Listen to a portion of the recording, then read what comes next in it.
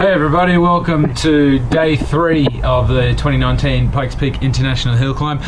Thank you, I just want to say thanks to you straight off the bat for all the comments and everything that you guys have left us. It's really cool to see you guys out there digging the videos and getting behind us. It's really cool of you guys, so look, thanks very much. So as I said, day 3 for today. Now today's practice session was across the top, which is Devil's Playground to the finish. It's very fast. It's the longest, or sorry, not the longest, but it's the highest sustained speed across the entire circuit. The bottom section actually has a higher top speed, but you only reach it for a bit more over a second.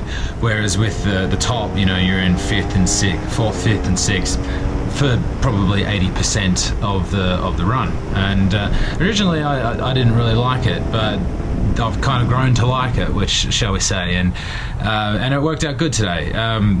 Originally, so when we first turned up there, it was bloody cold. Like, I can't begin to tell you, like the ends of my fingers, I couldn't feel up to my fingernails. It was crazy how cold it was.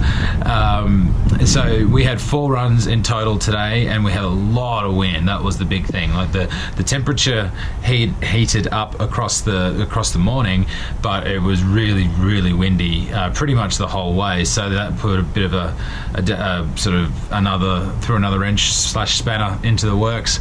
So in all today, I ended up finishing 2nd overall and 1st in class, which I was pleased with. I ended up doing a 2:44.2, I think, and just couldn't hold it to Carlin on the Street Fighter V4 prototype, which Carlin was just flying. He's in. I have to remind myself, he's in a different class. He's on a different bike. So, but he's definitely the yardstick, 100%. He's 100% yardstick, and he's riding that thing like a gem. So yeah, well, congratulations to him. I think he did a 2:41. But yeah, we made some really big steps today. We actually have a new team member in Nicola, who came over from Italy last night. So thank you very much, Aprilia, over in Italy, for sending Nicola, because Nicola put a different map in. One of the things that I had struggled with earlier on in the week was that the initial throttle response was like it didn't lurch forward like I wanted to. Like the power was there, but the difference was that when I wanted the throttle, I'm like, okay, good, I want full power. It would take just that little bit, like a bit of I couldn't tell you, like a few tenths of a second, which on the bike it feels like a lot more for the thing to really kick in. Nicola wrote this map that basically got rid of all that, and all of a sudden, like from the 2nd run to the 3rd run, I was like, whoa, okay, there's the difference. All right, cool. And times just dropped hugely after that. So look, Nicola, thanks very much, mate. But yeah, it was good in the end. It's as I say, it's a pretty high speed section and very picturesque. You're up right up top. This is Pikes Peak. This is the top of Pikes Peak, and I've said it before a million times that it's a pretty magical place. Even though it's freezing ass cold, it's quite a magical place to be there at sunrise and riding your motorcycle between the bighorn sheep and the little marmot, bloody gopher looking things, groundhog looking things that dart the track, which one of them actually skidded in front. Now I thought he was going to go under my wheels at one point. I'm like, don't do that. But he just sat there. He went, I'm going to get a close look, and he sat there the entire practice session. He just wanted to get a better view. Whew.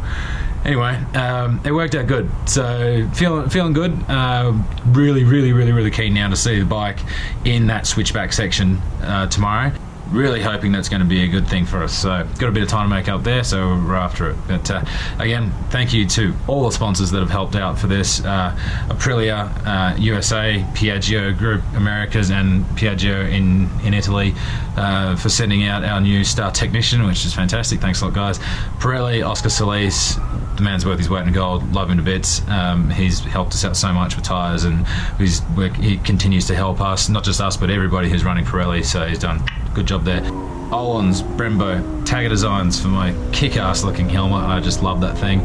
Got to put the Aussie Kangaroo and Boxing Kangaroo on there, so happy days there. Dainese AGV for some of the best protection absolutely in the business. Imperial Sport Bikes in Denver, Syndicate Racing as well for making the bike look super trick. and of course Cycle News for allowing me to do all this. So happy days. I just actually woke up from a 2-hour nap, so I feel quite refreshed. I hope I can get back to sleep tonight. But yeah, thanks again, guys, and yeah, as I say, thanks very much for all the comments and everything that you guys are giving us. It really gives us the spur on that we like. So yeah, I hope you guys have enjoyed it. Keep watching. Wish us luck for tomorrow, and catch you then. See ya.